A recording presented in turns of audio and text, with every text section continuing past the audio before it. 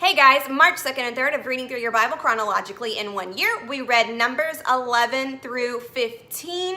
I hope you enjoyed it. I liked it. I thought there was a good chunk of interesting stuff in it. I hope you saw some.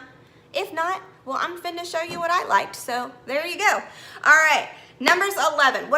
Before we dive in, what I want us to be thinking about is the power of our words. That's the filter I want us to use as we're processing through these 6 chapters. Now, we all know that our words are powerful. We've seen the effect of our words. But if we read Luke 6:45, the end of Luke 6:45 says, "What you say flows from what is in your heart." Some of you might have heard it as, "Out of the overflow of the heart, the mouth speaks." So if we pay attention to that and think about the power of our words are really an indicator of what's going on in our hearts. And as we've been reading the law, we've been looking at the principles for the law, right? The heart of the law. And we know that Jesus is very concerned about our heart. So that's why we're going to be talking about the condition of our heart, because if we want to know what's going on in our heart, we need to examine our words. So that's what we're going to do as we're looking through here. We're going to look at the power of words as a way to look at the condition of our heart. Okay, so Numbers 11 is the quail incident. So the Israelites are standing around in camp. It says they were standing at the doors of their tents, complaining about the food. Like, I can't believe I have to eat this miracle food every day. And it's like, complain, whatever. We all do it. We all complain. So I just picture them kind of standing at their tents like, and it's just like going everywhere. And God hears everything. Well, of course he does. You know, I stopped right there and I thought, would I say half of the things that I say if I knew that God was listening? Well, duh, he's listening, he hears it. And so he hears, and he says, all right, I'm gonna send you some quail. And in 20, he says, you will eat it for a whole month until you gag and are sick of it. For you have rejected the Lord, there's the key, who is here among you, and you have whined to him, saying, why did we ever leave Egypt? And so the condition of their heart is they're rejecting God. There's an arrogance there. There's a thinking that they can do it a better way. Well, we should have just stayed in Egypt. There's, they have an ungrateful heart, and they're unbelieving. They're not believing that God is going to take care of them in the best way possible. And so that is the condition. That's the cause and effect. We're looking at cause and effect. The cause is the condition of our heart. Then we speak and see the effect. So the effect of them speaking this way is God sends the quail, and then as soon as they start gorging on it, it says they gorged on it. God's anger went out, sent a fire, and killed some of the people. And I thought, God, what made you so angry there? And I thought, well, they were complaining. This is what I want. I want the food back in Egypt. God sends them yummy meat, and then they gorge on it. And so they were looking towards food to satisfy them. And we do that all the time. Like, if I can just get there, then I'll be satisfied. If I can just have that, then I'll be satisfied. And God is saying, no, nothing satisfies you except for me. And so I wonder if this is a form of idolatry. And we know that God is not going to put up with idolatry. He wants our whole heart all of the time. So the cause of it, their heart issue, caused this effect. Also, in 11:11, Moses says, and Moses said to the Lord, why are you treating me, your servant, so harshly? Have mercy on me. What did I do to deserve the burden of all these people? Man, we can either be a blessing or a burden to our leaders.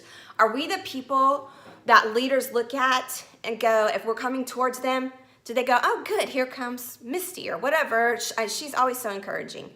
Or do they see us and they think, oh, here comes another complaint or another argument? Like, are we the ones that are always rubbing up against our leaders? If so, it could be a heart issue, okay? And so examine that. If we are not being a blessing to our leaders, something is up. If we're a burden, if we're complaining to them or complaining about them, then we become a burden, and it's a heart issue. All right, chapter 13 and 14 is a scouting out of the promised land. They're right on the verge of the promised land. Moses and Aaron send out the 12 guys to scout it out. Now, listen. There is nothing. God told them to go look at the land and scout it out. I mean, God told them to do that. So that wasn't the sin. The sin was that there were 2 focuses here. There was the focus of fear in defeat, fear of being defeated. That's what the 10 guys had that came back with a bad report. Then the 2 guys, Joshua and Caleb, they had a faith in the victor mentality. So there were 2 focuses here: fear of defeat and faith in the victor. Those were the conditions of their hearts, faith and fear. And so the guys that were fearing, all they saw, they were like, yeah, the land was good, but there are giants and they're really big and it's really scary. And that was the condition of their heart, very fearful, very defeated. Then the condition over here with the faith was, oh my gosh, look at all this land and look at these grapes that we brought back, and God told us that he was going to give it to us, so let's go. So their focus was on how great the land was and how faithful and strong their God is. And so the conditions of their heart completely led to the effects. The cause was their heart. The effect was the 10 guys were struck down dead right there. But before that happened, their bad report got out and started going all around the camp, and then God struck them down dead. Okay, so what really sucks about that, I mean, yes, they died, but not before they passed on all this fear to the whole entire camp. And then God told them, well, none of y'all are going to be able to go into the promised land. What you were afraid of is exactly what's going to happen. So their fear created what they were scared of. Fear is very powerful. So if we have a fearful heart, we got to get that turned over to God on a daily, moment by moment basis. I know, I deal with that. I deal with this kind of fear all the time. And so I have to turn that over to God. And maybe you do too. We don't want it to be the overall condition of our heart. We want it to be something that we might hear, but go, I'm not going to do that. I'm going to have faith in God. And so these guys die. The whole camp complains. And the effect of the conditions of their heart is they speak these words, and everybody fears, and then they're not allowed to enter into the promised land. On the other hand, the guys who had a condition of faith in their heart and belief in God, they became leaders, and they actually got to go into the promised land. They were the only 2 who got to enter into the promised land out of that millions of people, or a couple million. They were the only 2 who got to go in. And the kids later. We'll talk about that later. Okay, so what they got, the effect of their heart was the approval of God, which, like, do you really need anything else? But the approval of God, and, well, they got to live, and they got to go into the promised land. And we're going to read about Joshua in the book of Joshua, and he was amazing.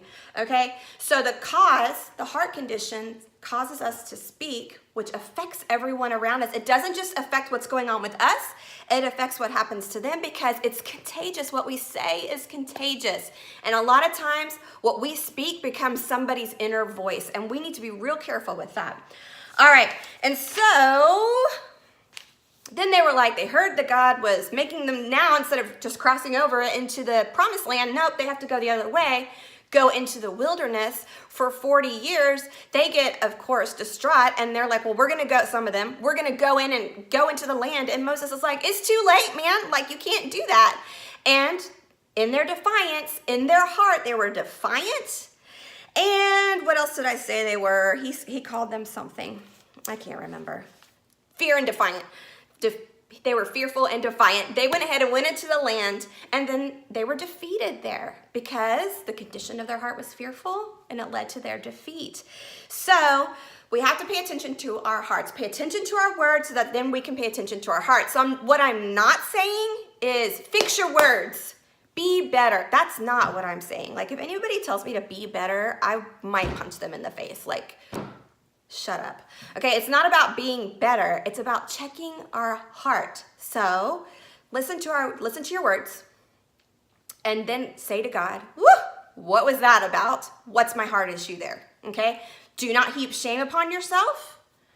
Your words are an indicator of what's going on in your heart. Check your heart. Don't give yourself shame. And then chapter 15 is about the offerings and the Sabbath. Okay, I wouldn't have even noticed this except for our sermon yesterday. It talks about giving the first. So 15:20 through 21, it's talking about giving the first of the flour, the first grain, the first of your ground flour. And then it's talking about the Sabbath as well, which is the first day of the week. It's about giving God your first and how God expects our first, the first of our fruits, whatever that is, definitely your money. And so he wants the first of it, not the leftovers. I would suggest that sermon from yesterday. You can go to Hope City and listen to yesterday's sermon. He had a guest pastor come in, Robert Morris of Gateway Church in Southlake. And I was like, oh, he said something and I was like, oh, like he was dropping some theology. So I say go listen to it and learn about giving God your first. And then the end of chapter 15, it talks about the Israelites having blue tassels as reminders to do that, to give God their first. So I got a blue ribbon and I'm going to tie it around my phone as a constant reminder to put God first. Maybe you do a bracelet or something like that. Some kind of blue ribbon, yarn, something, put it on your keychain or wherever as a reminder that we want to put God first in our everyday. Oh, and I think I skipped over Miriam and Aaron complaining about Moses, but y'all saw that cause and effect, so I'm not going to go over that. They had a heart of jealousy, which caused what it caused. Okay, that's it. March 4th, Numbers 16 and 17, and I will talk to you tomorrow. Bye.